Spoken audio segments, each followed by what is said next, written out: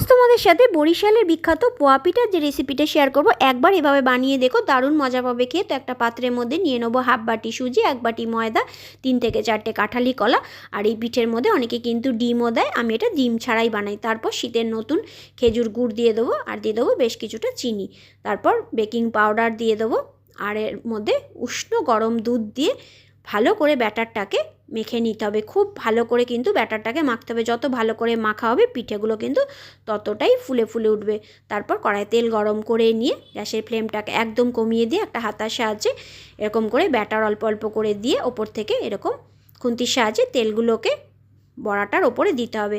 তো দেখো কীরকম ফুলকো ফুলকো বড়াগুলো হচ্ছে, আর ভেতর থেকে কিন্তু ততটাই নরম হয় আর দারুণ লাগে খেতে। তো এইভাবে সবগুলো বড়া ভেজে নেবো। তারপর চলো দেখাচ্ছি কতটা নরম হয়েছে, আর খেতে কিন্তু দারুণ লাগে। তো অবশ্যই এভাবে একবার বানিয়ে দেখো।